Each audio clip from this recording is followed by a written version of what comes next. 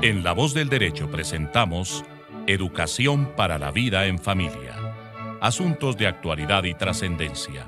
Los temas sensibles que relacionan a las personas en la conformación de la más importante empresa del ser humano, la familia. Dirección y realización del abogado y académico Carlos Fradique Méndez. Conducción del abogado y especialista en Derecho de Familia, Tito Martínez Ortiz. Bienvenidos a Educación para la Vida en Familia. ¿Qué tal, oyentes de esta radio que traspasa toda clase de fronteras, La Voz del Derecho? Bienvenidos sean. Estamos saludando a todos nuestros seguidores también en Facebook, en las redes sociales, desde Bogotá, Colombia. Esta es una tarde en la cual vamos a hablar sobre un tema que compete a todas las personas que nos escuchan, pero fundamentalmente a la familia. Como siempre hemos dedicado nuestro espacio a educación para la vida en familia, pues hoy nos atañe hacer énfasis en un tema que esta semana dio mucho que hablar en los medios de comunicación: la corrupción. Hemos hablado varias veces en este programa de que la primera escuela es la familia, que los hijos son el espejo de nosotros como padres, de los actos que son el espejo de lo que sentimos en nuestro corazón. Inclusive, hemos traído aquí frases famosas. Juan Jacobo Rousseau decía: el hombre nace bueno y la sociedad lo daña. Hoy, particularmente, ocurre también que los amigos nos pueden dañar nuestro futuro. Hacemos caso de lo que ellos nos proponen como medio de vida, y las tentaciones se ofrecen a diario en distintos escenarios. Y desde esta tribuna, hoy creemos, y en esto pues creo estar de acuerdo con el doctor Carlos Fradique, director de este espacio, llamamos la atención de nuestra audiencia para que nos enfoquemos en hacer que nuestra labor en la familia se vea y se siente. Desde luego sembrando buenas costumbres, amor fundamentalmente, y con ese amor lograr que nuestras personas, nuestra familia, esté compuesta por personas honestas, sinceras, de bien, que si mañana van al trabajo, van a ocupar puestos importantes, y así no sean importantes, siempre los 4 dedos de frente le permitan ir erguidas, y siempre hablando de lo mejor, de lo que aprendieron en su hogar. Allá, precisamente en ese espejo, es donde invitamos a la familia a que nos miremos, nos analicemos y reflejemos lo mejor de nuestras personas. Eso es lo que queremos que nuestras familias sean. Mírense, pónganse frente al espejo y pregúntense si ustedes quieren que su familia sea realmente lo que usted está reflejándose en ese espejo. Doctor Carlos Fradique Méndez, el tema de la familia, el tema de la corrupción que toca fundamentalmente hoy, es porque en esta semana, como lo he dicho al comienzo, la Universidad Externado de Colombia y el rector de dicha universidad, el doctor Juan Carlos Henao, expresidente de la Corte Constitucional, dio a conocer un estudio muy completo que hizo la universidad, y con varios tomos, creo que son 3 o 4 tomos, está dejando un documento muy valioso para que el Estado colombiano lo aproveche y mire a ver en qué forma se puede lograr que se instauren políticas públicas para que este flagelo de la corrupción se pueda combatir en la mejor forma posible. Bienvenido, doctor Carlos Fradique. Don Tito, audiencia de La Voz del Derecho, muy buenas tardes, buenas noches, buenos días, buenas mañanas. La familia y la corrupción. El hombre es él y sus circunstancias, dijo el gran humanista y filósofo Ortega y Gasset. Ya usted lo ha dicho, uno aprende de su entorno, uno es la aplicación de ese principio popular que uno va a un sitio y allá tiene que hacer lo que uno ve. Al sitio que fueres, haz lo que vieres. Ujú. Y en la familia, los papás, papá y mamá, ahora la sola mamá o el solo papá, o la mamá acompañada del padrastro o el papá acompañado de la madrastra, si es que ese término se puede utilizar de manera adecuada, o mejor, de la madre de crianza o del padre de crianza o del acompañante de crianza, enseñan a los hijos hasta la edad de 12 años más o menos, algunos principios, algunos valores, algunos comportamientos que van señalando, van el derrotero de esa persona hacia el futuro. Y esas conductas pueden ser conductas de respeto a los derechos de los demás, de decencia, de respeto a la propiedad ajena, a la propiedad pública, o pueden ser comportamientos con los cuales la persona puede realizar conductas que sean delictivas. En general, el incumplimiento de los deberes, cuando se causa daño a otra persona, en general, son actos corruptos. Corromper es dañar, tal vez. No sé, Lisette, si tiene la información de qué es corrupción según el diccionario, o cuál información tiene. Muy buenas tardes, Lisette. Muy buenas noches. Aquí en La Voz del Derecho tenemos a Lisette, que nos ayuda también a encontrar esas definiciones. Bueno, dice, la palabra corrupción dentro de un enfoque social y legal se encuentra definida como la acción humana que transgrede las normas legales y los principios éticos. Hasta ahí. Transgredir la ley. Transgredir las normas de la ética. Y todo lo que sea esa transgresión, esté o no está sancionada por el Código Penal, Claro. es corrupción. Hicimos una tarea que me parece importante tenerla en cuenta, especialmente para nuestra audiencia. Ujú. Todo lo que sea como sinónimo de corrupción. Correcto. El soborno, Sí.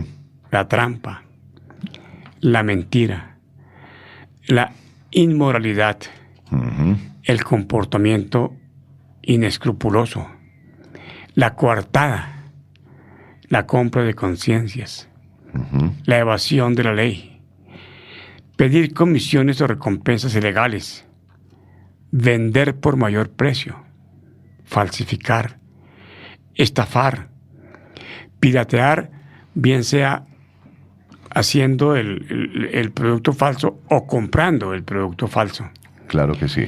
cobrar intereses de usura. Aquí en Colombia tenemos algo que me parece que es absolutamente infame y casi que criminal, que es el préstamo gota a gota. Ujú.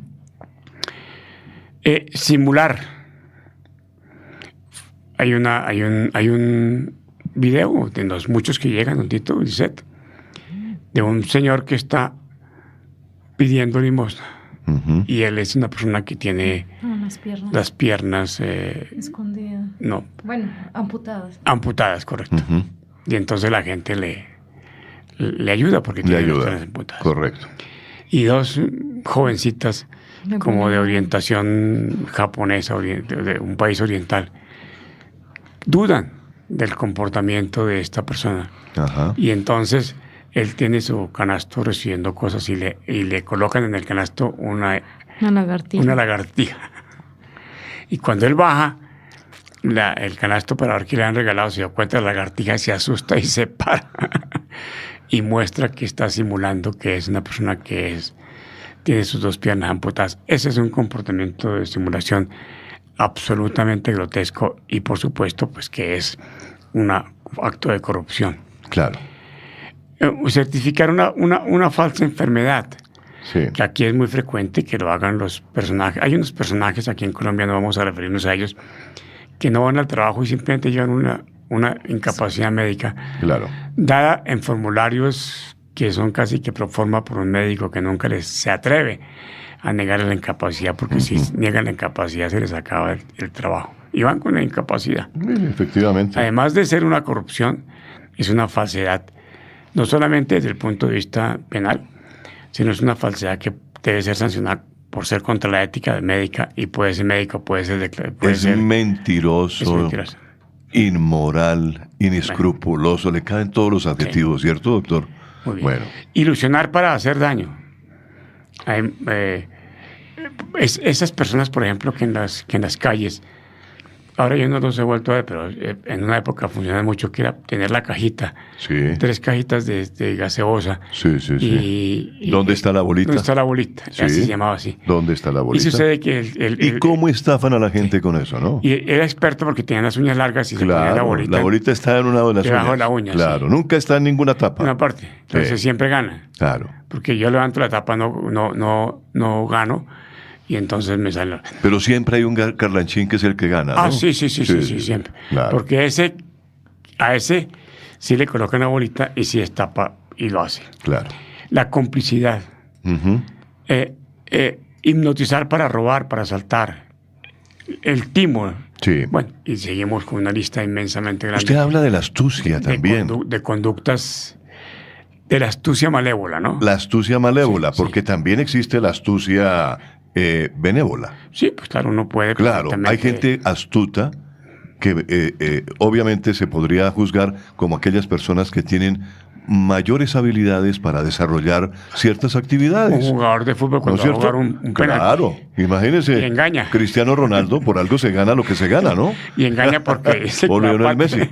que va a patear con la derecha y patea con la izquierda. O patea con la izquierda. James Rodríguez, que maneja la derecha y la izquierda. Y eso es lícito. Y eso es lícito, desde Sí, luego. porque, pues, es engaña. una astucia, es una habilidad que tiene ciertas personas, indudablemente. Dentro de ese juego, pero además de eso, ahí no es un acto de corrupción, sino de habilidad. Habilidad. Porque la Exacto. persona contra la que se está jugando sabe que esa conducta se puede presentar, entonces tiene que estar pendiente de no ser víctima de ese engaño. Aquellas personas que son cómplices en ciertas actividades, pues se convierten en personas corruptas, ¿no? Son personas que actúan, digamos que guardando silencio de que se ha cometido cierto delito. Cuando se actúa de manera corrupta con el ánimo de engañar, Con el ánimo de engañar, porque la exactamente. otra persona no Claro. sabe que uno está Claro. realizando esa conducta Claro. de habilidad, está más frente a un comportamiento corrupto. Usted hacía referencia al seminario, al evento que se presentó al foro que se hizo en la Universidad Externado de Colombia Sí, y al doctor Juan Carlos Henao. sí, Son 4 volúmenes que Ujú. ellos hicieron de manera muy juiciosa, muy sí, juiciosa. sí, sí. No sé si se pueda decir, pero los que lo quieran comprar en el externado lo venden. y lo- Ahí en la librería del externado. En la librería Ya externado. están anunciados en internet. en internet. Sí, claro. Y en la universidad, y en la librería Siglo XXI, Sí, que es la que distribuye textos universitarios. cómo no, cómo no. En esos 4 volúmenes, ellos hacen una descripción de las conductas corruptas, Hmm. del tratamiento que la ley le da a esas conductas corruptas Ujú. y de las soluciones que se pueden tener en cuenta para efectos de minimizar la corrupción. Claro. Y en el segundo volumen, si no estoy mal, donde se hace la lista de las conductas corruptas, Ujú. hacen referencia a la pequeña, a la mediana y a la gran corrupción. Sí, Y es porque en Colombia nos dedicamos a decir que toda la corrupción está en los contratos de Odebrecht, en los contratos de la toga, de lo que llaman el cártel de la toga, y en los contratos de los ñoños. Sí. Y se acabó el mundo Claro. de la corrupción. Claro. No es más. Ya ahora, con una consulta de anticorrupción que llaman, Dicen que la corrupción está en porque le paguen a los congresistas 32 millones de pesos mensuales. Pero una de las cosas que llamó la atención realmente el doctor Juan Carlos Henao al presentar este estudio fue que dijo que la corrupción está prácticamente en todo lugar. Por eso es que es pequeña, En todas partes. es mediana y es grande. Por Claro. eso es por lo que la corrupción es. Y esta corrupción pequeña, por ejemplo, que estamos hablando, la podemos decir al caso del jueguito de la bolita de la tapita. Sí, Corrupción pequeña, el señor de las que simula que tiene que tiene sus piernas amputadas. sí. El, Ahí les cabe el dicho de que el vivo vive de los bobos, ¿no? Hay una corrupción que es absolutamente inmoral y criminal, que es, por ejemplo, la de la falsificación de las fechas de vencimiento de las medicinas, por ejemplo. Sí, sí, sí. Porque una persona puede comprar una medicina que está vencida y esa medicina, por no aplicarla y por no tener el efecto, puede generarle la muerte. Claro. De hecho, hace poquito el programa Séptimo Día presentó el caso de unos niños que murieron en Valledupar, en donde les aplicaron una medicina que no era correcta o que no era verdadera, sino era una medicina falsa. La habían falsificado y los niños murieron, ¿no? Porque Entonces, la sustancia que tenía, entiendo, la medicina que se les aplicaba, era nociva. exacto. No solamente por la no aplicación de la medicina correcta, sino porque la aplicación fue una medicina... Les hizo un daño peor de lo que tenían, la enfermedad que tenían. Y esa situación, don Tito, es absolutamente criminal. Y ese es un delito que me parece que dentro del campo del derecho penal es un delito que se comete con eso que llaman el dolo eventual. No es un delito culposo, Sí. es un delito con dolo eventual. Si mi memoria no me falla, de hace muchos años, cuando estuve en la Universidad de Licet, uno puede actuar con culpa, que son los delitos culposos, Sí. pero con una culpa que es mediana. Porque si es culpa grave, la culpa grave se equivale al dolo. Uno puede actuar con una culpa, esa grave, donde uno dice, si yo voy a... se va a morir, pero si se muere no me importa que se muera. Ese es un dolo eventual. Que es justamente lo que hemos estado peleando durante mucho tiempo para imputarle los delitos de homicidio a los conductores de los vehículos, buses, camiones, etcétera, y mucho más cuando van embriagados. Claro. Ese es un dolo eventual, eso no tiene duda de que es así, pero sucede que la doctrina se ensaña con que eso es un dolo, cuando eso es una culpa, y entonces la persona mata y sale de la cárcel sin ningún problema. Esa conducta de dolo. Y viene la otra conducta que es el dolo, que es cuando uno diseña, establece cuál es el camino que debe seguir para poder llegar a la consecución del resultado final, que es la comisión del daño, que es lo que se llama, yo pienso que todavía en el derecho se llama el iter criminis. El iter, o sea, el camino que la persona sigue para llegar a conseguir el fin del crimen. Esa situación es corrupta, la encontramos en esos comportamientos populares, que es la pequeña corrupción. El billete, hacer circular un billete de 5,000 pesos falso, hacer circular un billete de 50,000. Entonces acaban de capturar a la banda que falsificaba billetes de 50,000 pesos, si no estoy mal, en esta semana. Correcto. Y aprovechan y sacan. ¿Sabe cuál conducta era absolutamente criminal, corrupta, tal vez de mediana corrupción? Personas que iban a la iglesia y al dar la limosna. Yo no llamo, eso no me gusta. No, eso, el término de la limosna. No me gusta. El diezmo. El aporte para el sostenimiento de eso. Ponían allí el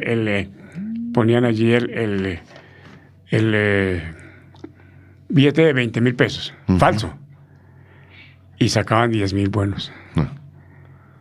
¿Qué tal eso? Y esa era una conducta. Entonces el cura al día siguiente amanecía con billetes de 20.000 falsos. Claro. Qué cosa tan absurda. Sí.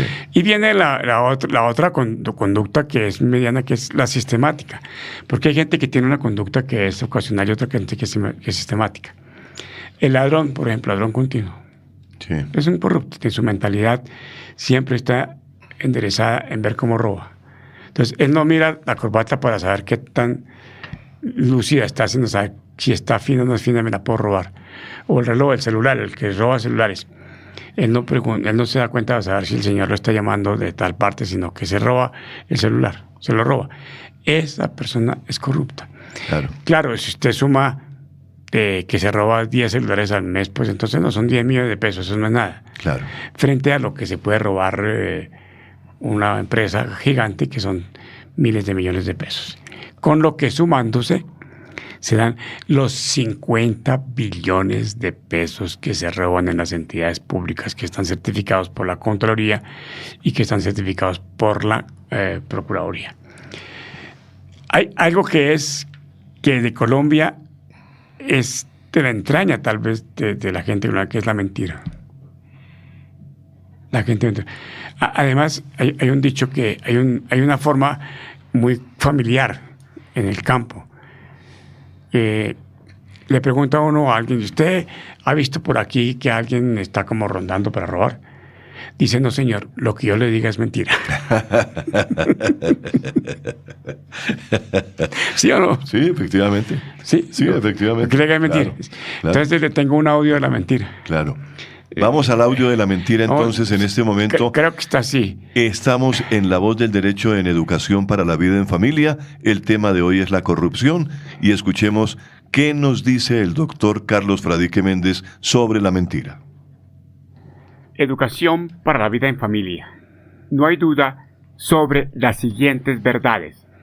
La familia es la primera escuela. Los hijos son el espejo de sus padres.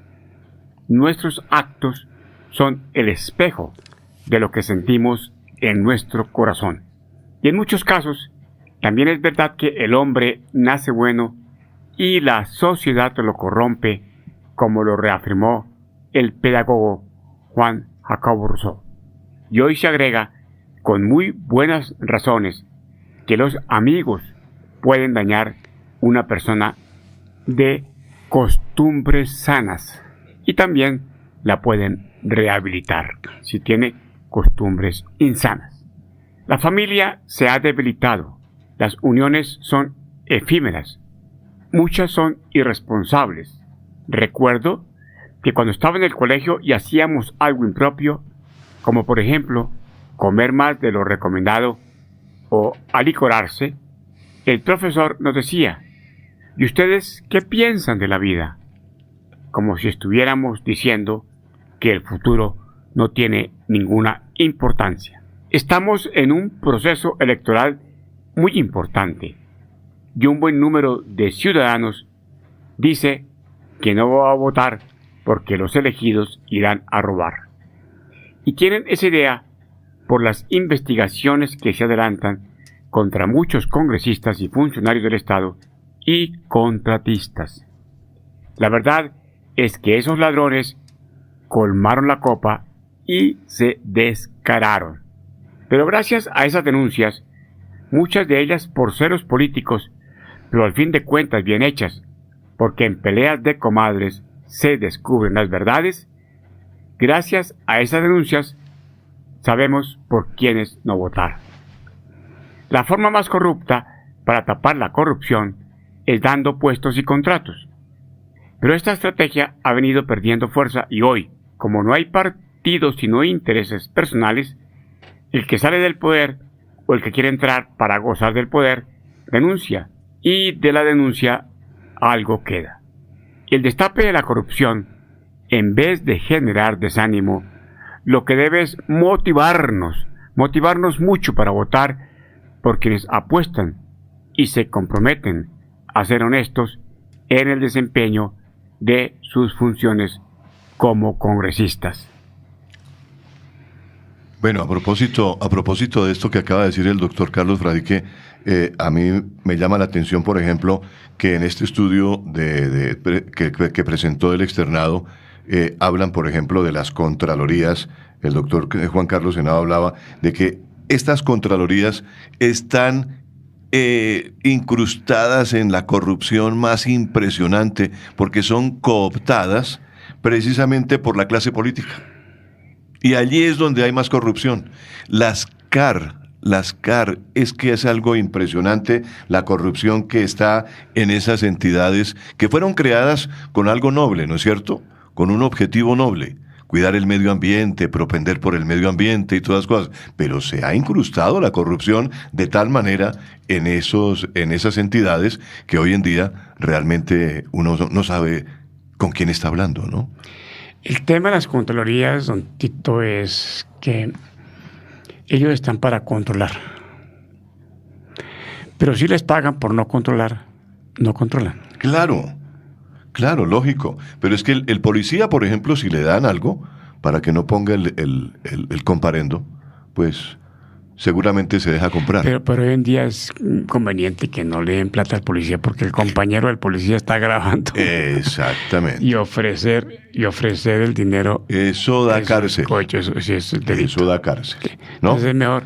No, Mire, pero independientemente de eso, mire, yo creo que uno debe tener unas barreras que le impiden, barreras morales, que le impiden actuar y actuar de una manera muy impropia. Por ejemplo, don Tito y Lisette, los semáforos.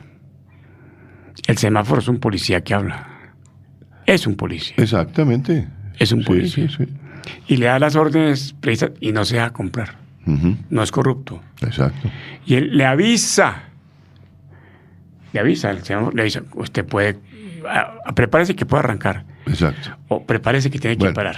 Y podríamos decir que el 99.99% obedece esa orden. Pues hay que obedecerla, porque es que esa es la seguridad. Obedece, porque hay eso nos da seguridad, claro, a todos los que transitamos, bien sea a pie o en vehículo. Claro. ¿Sí? Pero sucede que el semáforo no está solo. En una ciudad como Bogotá no está solo. No, hoy en día tiene cámaras. Y hay ciertos sitios en donde uno tiene que buscar la manera de burlarse del semáforo. Sí. Porque si se estaciona, entonces el ladrón le roba el carro, lo atraca, en fin, lo que sea. La tecnología es perfecta para ayuda, pero de usted cuenta de este funcionario del Banco de la República que quiso llegar más pronto a su casa, puso su Waze sabe por dónde se va más rápido, pero no identifica dónde están los ladrones ni los delincuentes. Exacto. Y lo matan. Eso me parece. Es decir, yo preguntaba de manera, pues, de pronto no muy democrática, esa persona que mató a este señor, creo que es de apellido Parra, y lo mató simplemente porque lo quiso matar, porque no tenía necesidad de hacerle el más mínimo daño para nada. ¿Esa persona tiene derecho a vivir?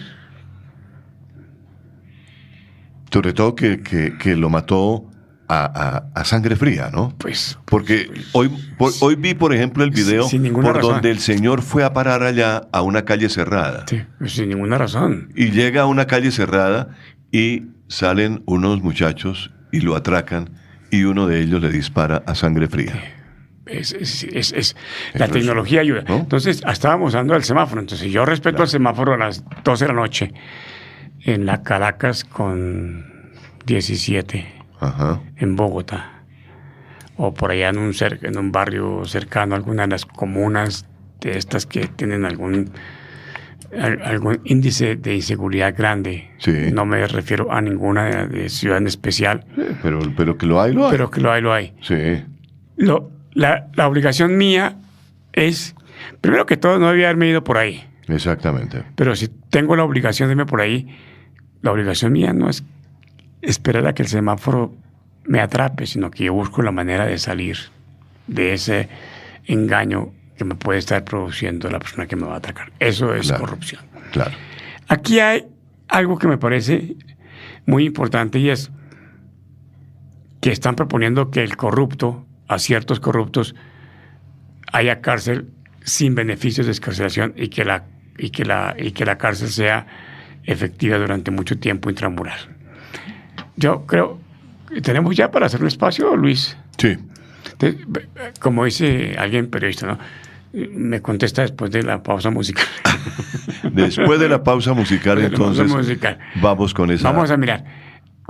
¿Cuál es el mejor remedio para el corrupto? Si llevarlo a la cárcel, para que o decirle que tenemos una alternativa diferente después de la cuenta ahorita, después de la pausa musical. Muy bien. Vamos después de la pausa musical. Estamos en Educación para la Vida en Familia, aquí en La Voz del Derecho, y originamos desde Bogotá, Colombia.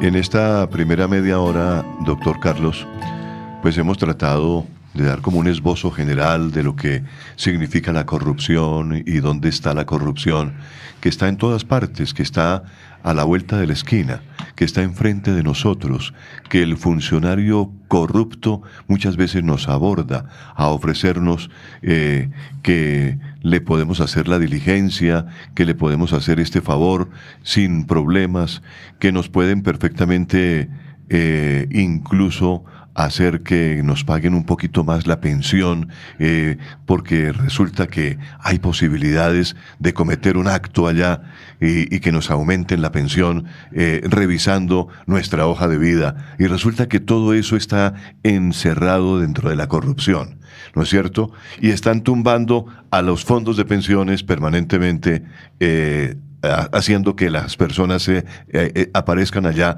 con más edad de la que realmente tienen. Eso es un acto bastante indigno de las personas que hacen eso.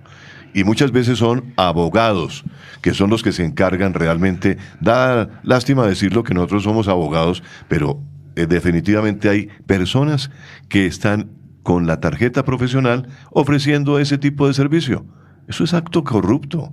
Eso es un acto que no debería ser. Y con la tarjeta médica, y con la tarjeta que autoriza al contador público, con la tarjeta que autoriza el pago de Transmilenio, con todas las tarjetas siempre eso, un tito. Oiga, doctor Carlos, me llama la atención algo que dice el estudio de la Universidad Externado, y es que el 91% de los encuestados, el 91%, y ha incurrido en sobornos. No, ha sido tentado. O conoce que alguien ha cometido ese delito de corrupto, en corrupción, ha incurrido en ese hecho de corrupción, el soborno, el 91%.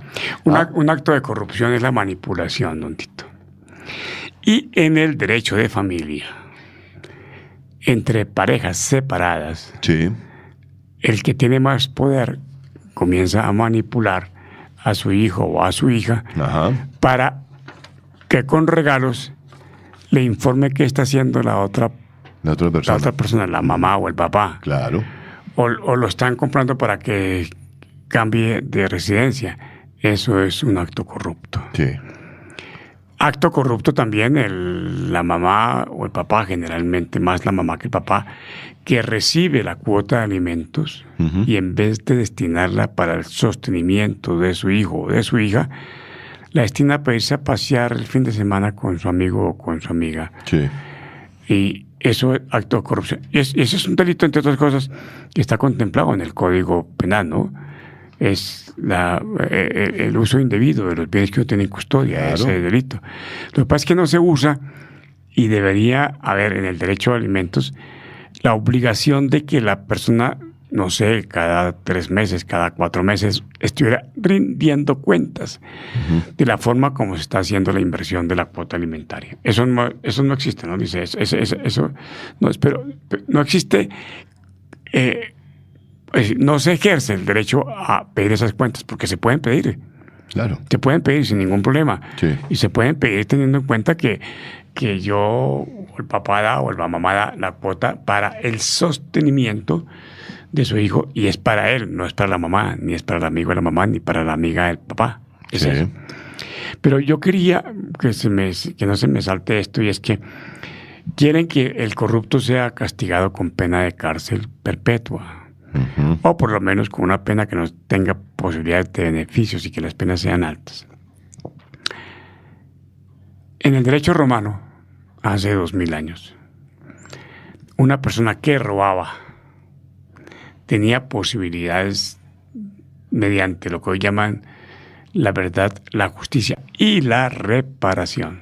Es que esto, el tema de la verdad, la justicia y la reparación, no es que se lo inventaron por la gente, no, eso viene de mucho tiempo atrás. Yo hice un análisis comparativo entre lo que es el sacramento de la confesión, ahora lo llaman el sacramento de la reconciliación y la JEP, y eso es eso. Exactamente, No, sí, vaya. claro. Sí. Acúsame, padre, que usted me violó.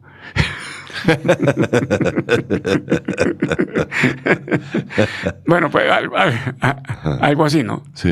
Entonces yo le prometo que usted, que no me vuelve a violar, o que yo no me dejo volver a violar y no lo vuelvo a hacer. Eso es lo que se llama el propósito de la enmienda, y que en la JEPS se llama la promesa de no repetición. Claro. Es eso mismo, es eso. No se dice ya que en la cuenta de que comparándolo es igual. En el derecho romano, si se reparaba el daño causado pagando el doble del valor del daño que se causaba, la persona quedaba sin opción de tener ninguna sanción. Aquí, ¿por qué no hacemos eso? Creo que se está proponiendo eso, doctor Pues Carlos. yo lo he propuesto. No se sé está si- proponiendo, digamos, que si a mí me roban el celular y voy y pongo la denuncia y capturan a la persona que se robó el celular, esa persona, además de devolver el celular, debe pagar una multa equivalente al triple del valor de ese elemento. Pero es que no es multa al Estado, sino no multa, sino una reparación. Una reparación, por A eso, favor pero debe del pagárselo a mí que me robaron. Pues, pero no como multa es a favor del Estado. Claro, me equivoqué en el término, seguramente. Es un pago Claro. de reparación. Es un ajena. pago de reparación a la víctima. Y fuera de eso, pues no va a la cárcel, listo, perfecto. Y fuera de eso se le puede dar la opción de que trabaje, se le paga un salario mínimo, que limpie las calles. ¿Usted se imagina cómo sería una persona de esas que son doctores de la universidad, no sé qué cosa, en los Estados Unidos, que hablan 4 idiomas, y que se roban los dineros del Estado aquí con corbata limpiando las calles y pagándole uno el salario mínimo? Sería la maravilla. La maravilla de sanción. Porque es que esos señores en la cárcel, así no sea una cárcel especial, tienen unos cuidados especiales y le valen al Estado aproximadamente 10 millones de pesos mensuales. Sí, claro. Entonces, no solamente se roban, la multa que les imponen no la pagan. Aquí hay un señor que fue alcalde de Bogotá, don Tito. Fue alcalde de Bogotá. No digo el nombre, porque a veces se me olvida, pero fue alcalde de Bogotá. Por haber cometido un acto de un detrimento patrimonial contra Bogotá, creo que tiene que pagar 435 millones de pesos de multa. Él dice que no tiene con qué pagar la cuota de administración de su casa. Y estuvo aspirando a unos puestos importantes. Y le están pagando en este momento un sueldo bien importante. Robó, no paga la multa y está feliz y contento y criticando. ¿Qué sanción es esa? Ninguna. Ninguna. A una persona que comete esos detrimentos y que es multada, tiene que inhabilitarla. Eso no está dentro de las propuestas de corrupción. Tiene que inhabilitarla. Claro. No puede ejercer ningún cargo público. Ni directamente ni por interpuesta persona, porque es que al marido lo sancionan y entonces pone a la mujer allá de representante de la Cámara o de diputada o en el cargo que sea. Claro. O a su hijo. Entonces, ni puede ser directamente ni por interpuesta persona que desempeñe el cargo. Claro. Y me parece que esa sería una opción interesante. Pero este señor, con esa multa de 435 millones de pesos, devengando y molestando la vida, me parece que no es bueno. Eso hay que repensarlo en esas propuestas que están haciendo para la consulta anticorrupción que va a ser el 26 de agosto. Salvo que tengamos la suerte de que se nos mueva el proceso en una autoridad que esté haciendo un control especial y entonces puede llegarse a la suspensión de la consulta. Pero yo he pensado esto también, don Tito. Pero mire, escuché el otro día al registrador.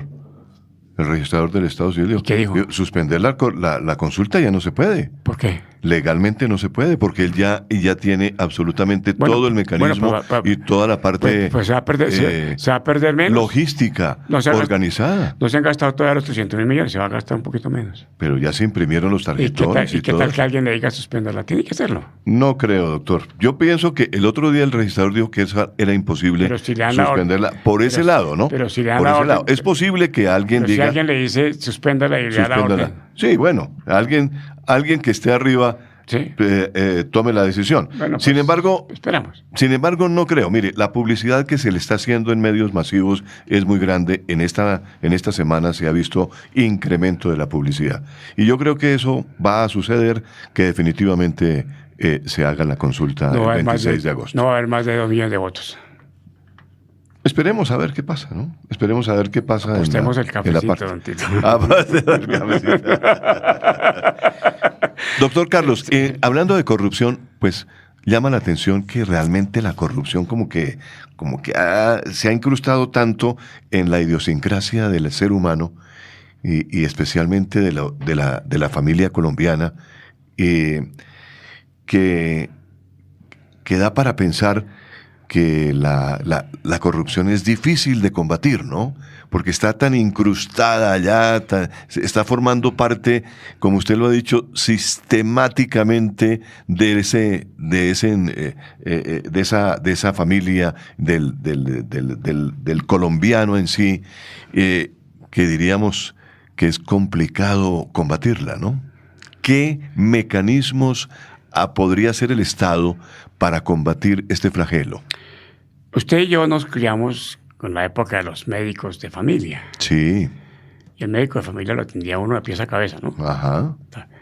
Y cuando uno así como que se enfermaba mucho, le decía, usted tiene complicación de males, don Tito. Y cuando uno le dicen complicación de males, es que está como... se le está acabando el tiquete. Sí.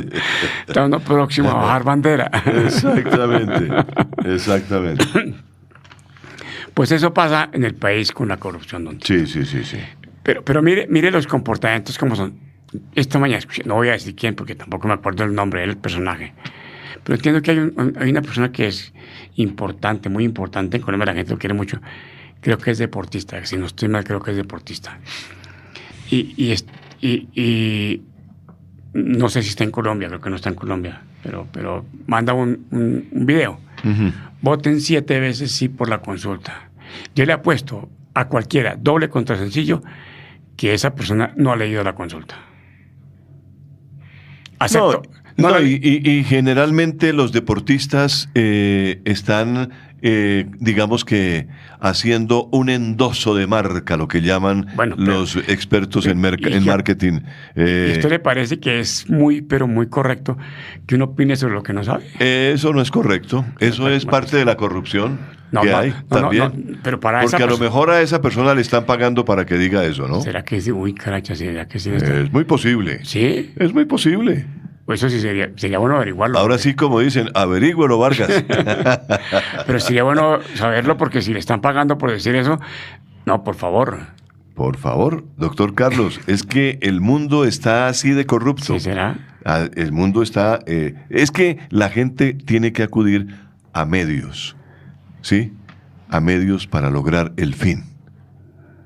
Ese es un fin que la gente quiere lograr y dice, el medio es este.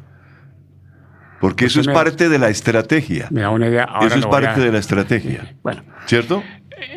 Bueno. Hablando de la corrupción, pues estaba pendiente lo de la consulta. Ya sabemos que... Yo no creo que vaya a tener más de 2 millones de votos porque la gente está... En mi entorno... Sí. hay mucha gente que dice, eso no le jalo. Sí. No le jalo porque eso es ineficaz, eso no sirve. Además, eso es una pantalla política. Y además el presidente Duque ya presentó dos proyectos de acto legislativo para reformar la Constitución dentro de lo que está allá. Además, el artículo 50 de la Ley 134 de 1994 dice que es ilegal una consulta que tenga incidencia en reformas constitucionales. Ajá. Y esta reforma la tiene, luego es completamente absurdo que se vaya a votar por algo ilegal. Hablo desde el punto de vista jurídico, que es lo que yo medio entiendo.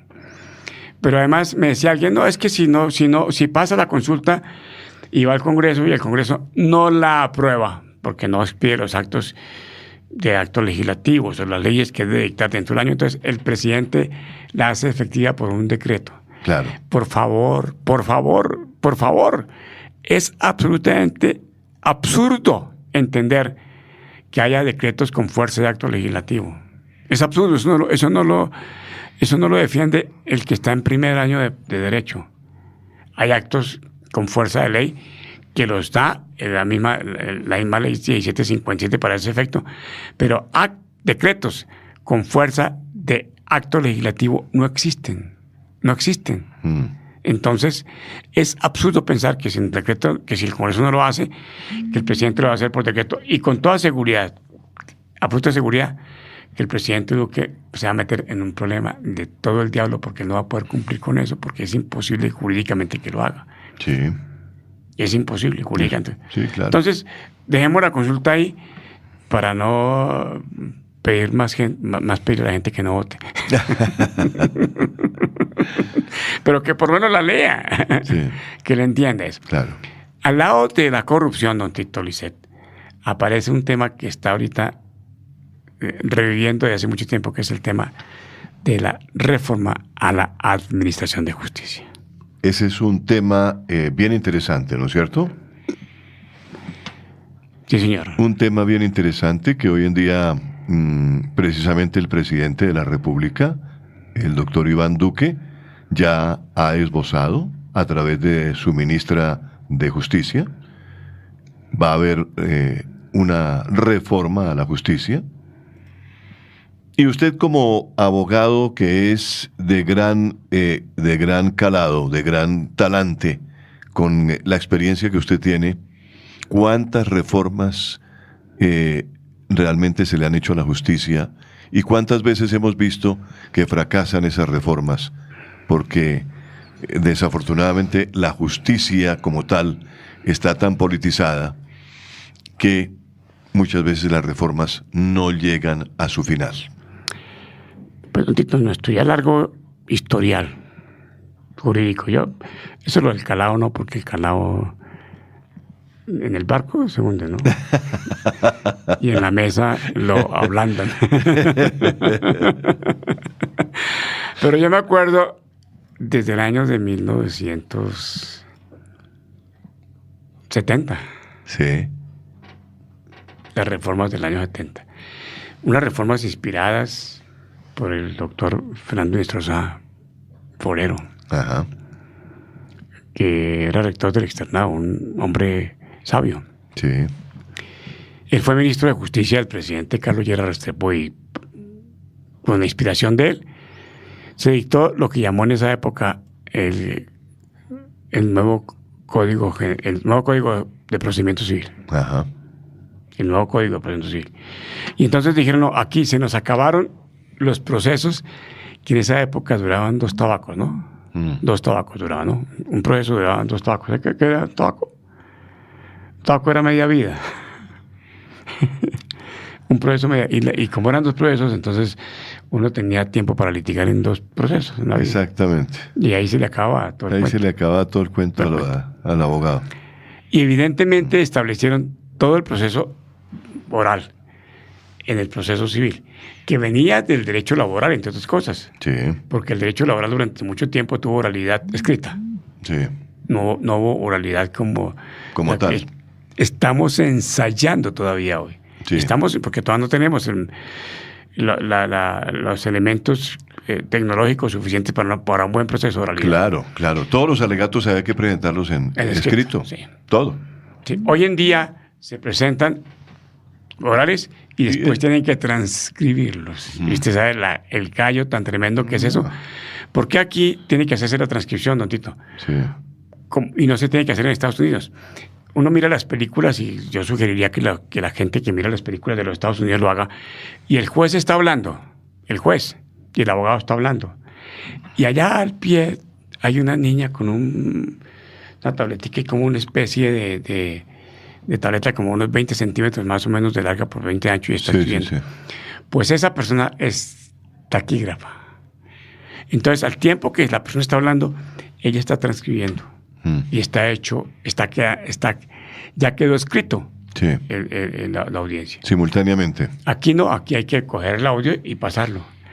Y intentar entender lo que el que no tiene buena pronunciación hace. Y ponerle los puntos y los comas y los puntos aparte donde uno entiende que puede ser ahí. ¿Sí o no? Así es como le ha tocado, ¿cierto? Entonces hay que realmente mirar a ver qué... Listo. Entonces tenemos esa reforma del año 70. Después vinieron... pero antes de eso, en el año de 1964, se crearon unos jueces que se llamaban jueces de plena jurisdicción. Ajá. El juez de plena jurisdicción era uno. Ya no era el juez civil municipal y el juez de circuito, sino era uno, solamente él, que hacía casi que de juez civil municipal, de ese juez de circuito y de tribunal. Y de ahí se saltaba a la corte para un recurso de casación en el evento de que no se lograra justicia como se quería. Ya. Plenos jueces de plena jurisdicción no funcionaron. El Código de Procedimiento Civil del 70 pues tampoco, porque la oralidad escrita no funcionaba. Claro. Y después vino la Constitución de 1991 y especialmente la Sala Constitucional de la Corte Suprema de Justicia, que estaba conformada por unos magistrados delegados de la Sala Civil, de la Sala Laboral y la Sala Penal para hacer la Sala Constitucional, que fue, entre otras cosas, la que de una manera muy irracional desde el punto de vista jurídico le dio vía libre a la Constituyente del 91. Porque esas normas, con esta norma que estaba en la Constitución del 68, modificando la Constitución del 86, no se ha podido hacer la reforma con las propuestas que ha hecho el presidente Turbay, ni con las propuestas que ha hecho el presidente López Michelsen. Claro. Como no, esas constituyentes convocadas no podían hacerse porque la Constitución del 86 no las permitía. Entonces inventaron el cuento de que ahora sí, porque la presión social y porque estaba la séptima papeleta y había que cumplirla, entonces le dieron vía libre a la constituyente del 91, con unos parámetros fijos, porque era para unos temas específicos la Constitución del 91. Pero llegaron, hicieron algo que es muy semejante ahora, en un país vecino nuestro que tampoco le digo el nombre, pero que todo el mundo sabe que queda allá al oriente, sí, claro, cercano, y que comienza por B y termina por A. Que nos están queriendo quitar el Golfo. Entonces ellos se reunieron en la Constitución, aquí podemos hacer todo lo que queramos. Y se vieron omnipotentes y omnipresentes. Terminaron con el Congreso, terminaron con todo. Sí. Y dijeron que sí, que eso estaba bien. Y promulgaron la nueva Constitución. Esa nueva Constitución del 91, durante mucho tiempo había que rendirle reverencia. Y nadie se atrevía a decir que esa Constitución tenía defectos. Nadie, absolutamente nadie. Hablar contra la Constitución del 91 era un pecado grave. Ahora ya se sabe que con tantas reformas que ha tenido, que ya no es casi, ya es muy poco lo que queda de la del 91, se puede decir que la Constituyente está desbaratada. Que la Constitución está desbaratada. ¿Y qué hicieron? Crear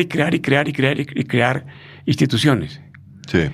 Entonces crearon la Fiscalía, crearon el régimen del Consejo Superior de la Judicatura, crearon la Gerencia de la Justicia, crearon las salas en la Corte Suprema, crearon la Corte Constitucional, crearon el Consejo Electoral, crearon... y instituciones son las que están reguladas en el artículo 193 de la Constitución. Magistrados a los que se les pretende rebajar el sueldo. Ahí no está la JEP. En ese artículo no está la JEP. Y como no está la JEP, a esos que también se ganan 40 millones de pesos mensuales no les van a rebajar el sueldo. Entonces, báileme el trompo en la uña. Si a la Corte Suprema, al Consejo de Estado, a la Corte le van a bajar el sueldo, ¿por qué no a los de la JEP? ¿Y usted cree que en ese proyecto legislativo... No, esa es la de la consulta anticorrupción. No, pero ¿usted cree que el proyecto legislativo que va a hacer la reforma de la justicia van a aprobar, por ejemplo, acabar con las altas cortes? Yo no creo. Yo creo que lo que hay que hacer, lo que hay que acabar es con las muchas cortes que hay en el país. Porque cada juez es una corte. Cada juez tiene una constitución. Uh-huh. Cada juez tiene una constitución. Sí. Ya nos queda muy poquito tiempo, si no le contaba. Pero le cuento así de algo. Estamos a 2 minutos de terminar, ¿no es cierto, Luis? Perfecto. 2 minuticos. Tiene usted 1 minuto y medio para que me diga exactamente lo que va a decir. Una persona presenta un proyecto de petición, la juez lo aprueba sin observarlo, el abogado que estaba allí vigilante por alguna circunstancia y por culpa de él, porque no fue capaz de estar vigilando el proceso, se le pasó. La juez aprueba la partición mal hecha, se le dice: usted debió ejercer la función que le establece el artículo 509 del Código General del Proceso. Dice que no, van a apelación y de pronto ella dice: no, es que yo cometí un error, debe corregirse de conformidad con el artículo 266 del Código General del Proceso, corríjalo. Esa es la ignorancia más grande de la partidora, del juez, del sustanciador, del abogado que estaba allí que no estuvo pendiente de vigilar el proceso, Ajá. de la abogada nueva que dice: corrija que eso es un error matemático que cometió la sentencia. Y en eso llevamos perdido 1 mes. Claro. Eso es incapacidad en la administración de justicia. Esa incapacidad supone como si usted pusiera a manejar un avión de esos que son ahora de cabina, no sé cómo se llaman.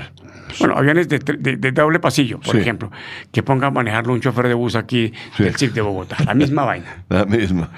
Entonces le cuento, refórmeme eso, don Tito. Claro. Dice. Bueno, seguramente la Administración de Justicia va a ser reformada, seguramente va a haber una serie de comentarios, seguramente llegará ese proceso a esa reforma que va a sugerir el gobierno del presidente Duque a la Administración de Justicia, y estaremos atentos, como abogados estaremos atentos a ver qué va a traer la reforma, como cuando llega una reforma tributaria, como cuando llega una reforma a las pensiones, que está tan anunciada también. Hay varias reformas que están anunciadas en este gobierno. Hagámosle una invitación a la audiencia, a todos los que nos están viendo, un saludo especial. Estamos estrenando cámaras, no sé cómo es la tecnología ahora, ¿no? Pero estamos estrenando cámaras. Y usted puede verse, cuando llegue a su casa, se puede ver perfectamente ahí en el Facebook, ¿no? Y se va a dar cuenta realmente de todo lo que dijo, y si estuvo bien, si estuvo mal. Es una tecnología, pero también es importante. Por favor, audiencia amable, escríbanos a el siguiente correo: emisora La Voz del Derecho. La Voz del Derecho @gmail, le dicen, ¿no? O gmail.com. Así está bien, ¿no? Escríbanos a esa dirección. Gmail. Bueno, el Gmail ya la gente lo conoce. Sí, ya la gente lo conoce. Emisora La Voz del Derecho @gmail.com. O búsquenos en La Voz del Derecho. Ahí, o también a través de Facebook. Ahí en la página de La Voz del Derecho, o búsquenme a mí, a Tito Martínez Ortiz, que estoy en Facebook. Escríbame. Listo. Y nos escriben, por favor, para todas las sugerencias que ustedes nos hagan, que sean bien recibidas. Díganos lo que les pareció, cómo les pareció el programa, el tema, la forma como tratamos el tema y sus sugerencias, sus preocupaciones, los temas que quisieran que pudiéramos desarrollar en este programa. Si ustedes tienen necesidad de una asesoría, con mucho gusto, no vamos a hablar de los nombres de las personas, pero podemos plantear el caso aquí y con la experiencia del doctor Carlos Fradique Méndez, abogado, litigante de hace muchos años en el campo del derecho de familia, de todas las ramificaciones del derecho de familia, pues le podemos ayudar dándole la mejor solución. Muchas gracias. Buenas noches. Dios los guarde. Y hasta dentro de 8 Paz días. y amor en sus familias. Muchas felicidades. Y hasta dentro de 8 días. Escucharon en La Voz del Derecho, Educación para la Vida en Familia. Asuntos de actualidad y trascendencia. Los temas sensibles que relacionan a las personas en la conformación de la más importante empresa del ser humano, la familia. Dirección y realización del abogado y académico Carlos Fradique Méndez. Conducción del abogado y especialista en Derecho de Familia Tito Martínez Ortiz. Educación para la vida en familia. Hasta pronto.